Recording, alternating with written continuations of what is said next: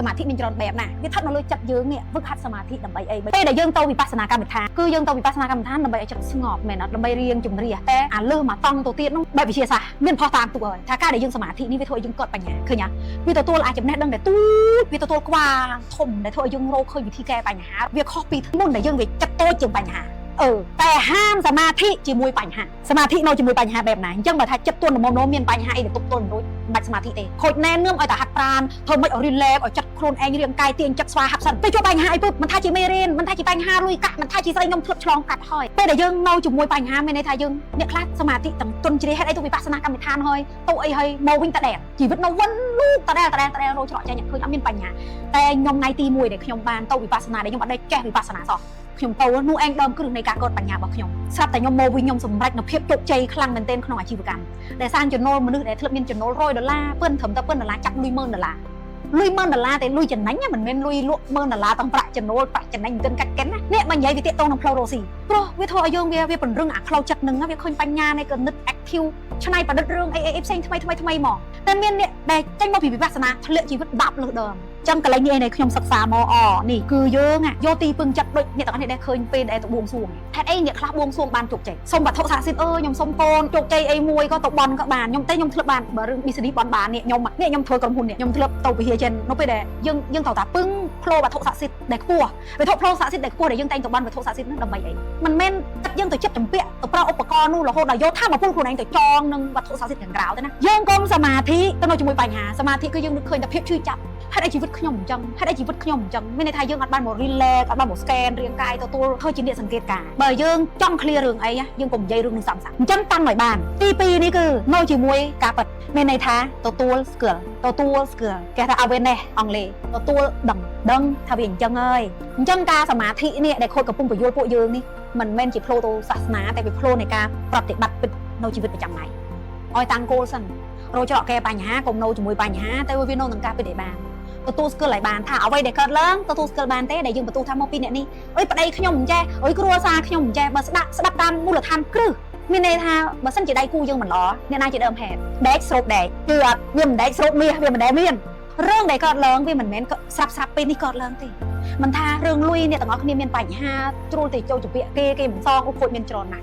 ហើយយើងក៏មកលបាយទុកជេរតាម Facebook អូអ្នកនេះអញ្ចេះអ្នកនោះអញ្ចឹងតែយើងដែរមកត្រឡប់មើលខ្លួនឯងថាហេតុអីអញ្ចឹងត្រឡប់មកទទួលស្គាល់ខ្លួនឯងថាខ្ញុំនេះគ្រប់យ៉ាងគឺមកពីខ្ញុំហ្នឹងអញ្ចឹងមិននិយាយភាសាសាមញ្ញធម្មតាយើងនឹងអត់ទទួលបានទេខ្ញុំអីមកខ្ញុំហីអត់មិនមើលដែលខំខ្ញុំតស៊ូមើលមូលដ្ឋានគ្រឹះធម្មតាយើងនឹងអាណិតគឺ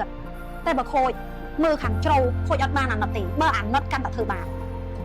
នតែផលដែលអ្នកទាំងអស់នេះទទួលបានណាវាមិនមែនមកថ្ងៃនេះទេវាមកតាំងពីជាតិណាដែលយើងមើលមិនឃើញក៏មានអាចធម្មពលហ្នឹង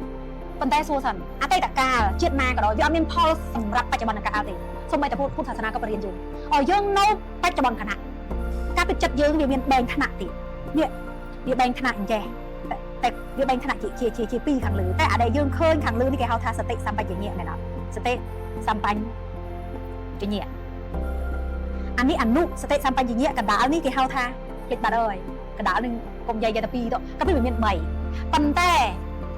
ែភាសារបស់ហូស៊ីស៊ីវ៉ាដែលជាអ្នកវិទ្យាសាស្ត្រដែលគាត់រកឃើញគឺគាត់រកឃើញ4យើងនិយាយពីចិត្តយើងអង្គប្រកបនៃចិត្តយើងមាន3តែភ្លេចឈ្មោះមួយអាគេហៅអនុសម្បញ្ញៈការដែលយើងធ្វើសមាធិគឺយើងទម្លាយកំផែងនេះយើងចូលទៅគៀកអនុសម្បញ្ញៈខាងក្រោមនេះអាខាងលើ 5% នេះបញ្ហាដែលយើងកើតលុយដែលជាពាក្យបំណុលគេប្តីយើងគ្រួសារយើងបញ្ហាយើងគឺវានៅលើទេតែនេះអាការជឿអាគ្រប់យ៉ាងដែលយើងប្រមូលមកណាតាំងពីណាមកធ្វើសមាធិគឺកាត់ចប់មានន័យថាដើម្បីកាត់ចប់កុំឲ្យសាងកម្មតទៀតវិធីដែលអ្នកទាំងអស់គ្នាត្រូវដូរគឺធ្វើម៉េចឲ្យអនុសម្បញ្ញៈខាងក្រោមនេះអង្គើឲ្យបាទទម្លាយកំផែងឲ្យបាទមានន័យថាចិត្តត្រូវការបញ្ជាត្រូវការបញ្ចូលទិន្នន័យថ្មីនិយាយទិន្នន័យថ្មីអ្វីដែលខ្លួនឯងចង់បានទី2ឲ្យអ្នកទាំងអស់គ្នានេះស្ងប់ចិត្តនេះអាស្ងប់ចិត្តគ្រប់គ្នាមិនយល់ថាស្ងប់ចិត្តទៅតែយើងនេះលះបង់ផ្លូវលោកផ្លូវធ្វើស្ងប់ចិត្តកន្លែងនេះបោះខូចស្ងប់គ្រាន់តែមានពេលវេលានៅជាមួយកូនស្ងប់គ្រាន់តែមានពេលវេលានៅមួយគ្រួសារព្រោះខូចដឹងថាជោគជ័យឯណាมันអាចជួសជុលភាពបែកបាក់គ្រួសារបានទេសម្រាប់ខូចឲ្យ6ជ្រុងតាំងលុយចិត្តវិញ្ញាណដែលយើងត្រូវរៀនត្រូវយល់រឿងការងាររឿងគ្រួសារនេះ10ទី1គ្រប់យ៉ាងឲ្យវាបាឡានគ្នារឿងក្តីសោកព្រោះដែលត្រាស់ដឹងដែលពិតប្រាកដគឺជោគជ័យ6ផ្លូវដែលបាឡានតែគ្រប់ភាពជោគជ័យសេចក្តីទុកសេចក្តីក្រត់សេចក្តីខឹងវាកើតឡើងអាមហិច្ឆតាមោសៈនេះវាអាចគិតទេ ប៉ុន្តែនៅពេលដែលយើងចេះវឹកហាត់ខ្លួនយើងទទួលស្ងប់យល់ដឹងទេរឿងដែលកើតឡើងអូខេរឿងនេះវាកើតឡើងចេះវាធ្វើឲ្យយើងបានរៀនអីគេកែប្រែថ្មីរឿងអីដែល control បានយើង control បានតាមតំណតោះប្រើជីវិតទៅតាមចក្រវាលបង្ហាញផ្លូវមកនិយាយបែបនេះទៅវាធូរជីវិតមកវារលូនតែស្គាល់ថាមួយម្នាក់มันមានទុកខូចក៏មានបញ្ហាមានរងថ្ងៃសូម្បីតែយើងមិនបានផ្ដោតវាក៏វាកើតឡើងបើយើងមិនបានផ្ដោតវាហើយវាកើតឡើងហេតុអីយើងត្រូវផ្ដោតទី3មានន័យថាអតិថានហេតុអីបានយើងឆ្លងprocess នេះគេហៅ process ក្បួនការក្បួនអ្នកដែលធ្វើឲ្យមិនជោគជ័យឆ្លងក្បួនការហើយអ្នកដែលធ្វើឲ្យធ្វើអត់ចិត្តលឹកអត់វឹកដល់កម្រិតធ្វើតាមនឹកឃើញសមាធិឯនេះក៏ឃើញស្អែកនឹកឃើញពេលមានបញ្ហាមិនមកអង្គុយសមាធិទៀតមិនដែលវឹកខ្លួនឯងនៅពេលដែលមិនទឹកលងទឹកពេលដែលលងទឹកហើយมันចាប់ដើមវឹកនៅពេលដែលយើងទឹកចូលចំហហើយទៅវាយបនស្រន់ចិត្តដល់វាទន់លែកបាត់ទៅហើយការដែលយើងបនស្រន់បានធ្វើអីបានឬយើងមើលបញ្ហាដែលព្រមកែបានកើតនៅពេលដែលចិត្តជឿគឺចិត្តរឹងមាំនេះមកឃើញរូបនេះទេនេះរូប graphic នេះដែលវិទ្យាសាស្ត្រគេធ្វើពួកវាមានហេតុផលវាច្បាស់អញ្ចឹងនៅពេលដែលយើងបានតបជាវត្ថុស័ក្តិសិទ្ធិនៅកន្លែងដែលស្ងប់នេះដែលខូចកំពុងបញ្យល់ខទី